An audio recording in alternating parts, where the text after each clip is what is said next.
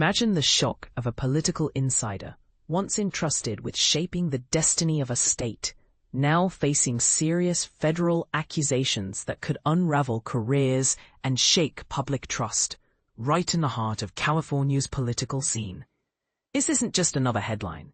It's a tale of alleged deceit involving luxury perks funded by taxpayer dollars and dormant campaign funds.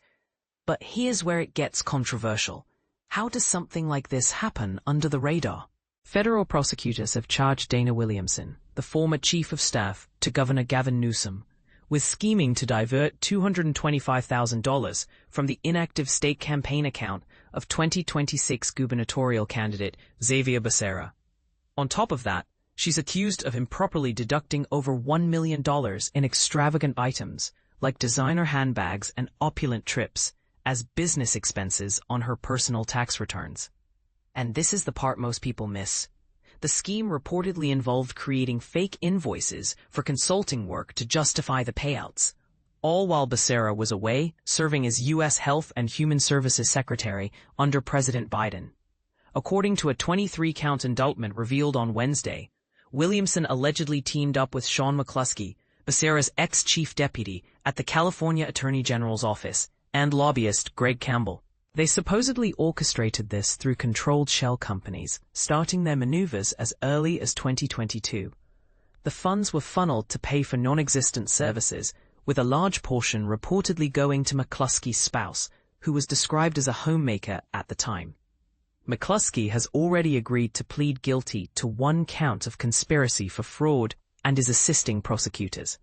Williamson, aged 53, appeared in a Sacramento federal court on Wednesday afternoon, dressed casually in a large gray hoodie. She maintained her composure initially, but was visibly emotional later, softly sobbing during proceedings. She entered a not guilty plea without issuing a statement. She's been released on a $500,000 bond, with conditions including DNA sampling, random drug tests, passport surrender, and forfeiting any firearms. She has until November 26 to provide collateral. Becerra, in a heartfelt response, called the accusations against a longtime confidant a gut punch. He emphasized his full cooperation with the U.S. Department of Justice and stressed the need to let the legal process unfold fairly. As a former California Attorney General, he understands the gravity of upholding justice. Longtime Democratic strategist Steve Maviglio, who has known Williamson and Campbell for over 20 years, expressed disbelief, noting their expertise in navigating political rules makes the allegations seem utterly bewildering. Campbell's lawyer, Todd Pickles, stated that his client accepts responsibility and is fully cooperating. Pickles described Campbell as an honorable former public servant who has shown integrity despite the ordeal. Beyond the campaign fund exploitation, Williamson faces charges for forging documents to secure a COVID-19 small business loan through the Paycheck Protection Program, PPP, a massive federal initiative worth trillions to support businesses and individuals hit by the pandemic.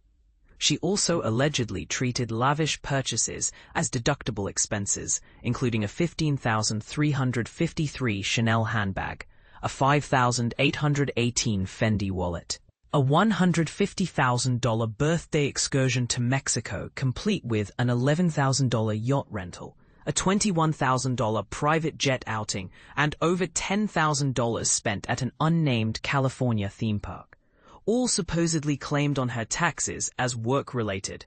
This scandal might stir up the already competitive 2026 California governor's race, an open seat since Newsom's term ends. Becerra is running alongside heavyweights like ex-rep Katie Porter and former Los Angeles Mayor Antonio Villaraigosa. Even though Becerra isn't charged, the association with accused Sacramento figures could tarnish his campaign. For Newsom, eyeing a potential 2028 presidential bid, this could be a headache. Opponents might weaponize the link to his ex-chief of staff, despite no evidence connecting it to her time in his office. Williamson, a sharp, no-nonsense political force in Sacramento, joined Newsom's team in early 2023 and left in late 2023. She had previously served under Governors Jerry Brown and Gray Davis, guiding Newsom through tough times like budget swings from surplus to shortfall. In her parting words, she highlighted the joy of collaborating with some of the brightest and most dedicated colleagues. A Newsom spokesperson noted she's no longer with the administration and stressed the importance of innocence until proven guilty, especially amid calls for investigations into political foes. Newsom, currently in Brazil attending climate events, from a Sao Paulo Investors Symposium to the COP30 UN Summit in Belém, is focusing on environmental efforts, even planning a boat trip into the Amazon for reforestation projects. He spoke of his awe at seeing real restoration after witnessing fires and deforestation.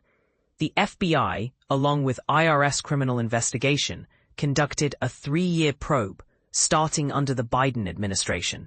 Special Agent Sid Patel praised the team's relentless work in rooting out fraud to protect government integrity. Now, what do you think? Is this a isolated lapse by a few bad actors, or does it highlight deeper issues in how campaign funds are managed? Should political advisors face stricter oversight to prevent such abuses? And here's a controversial twist. Some might argue that wealthy perks are just a perk of power. Do you agree? Or is this a clear line crossed? Share your thoughts in the comments. Do you side with the prosecutors, or do you believe there's more to the story? We'd love to hear your take.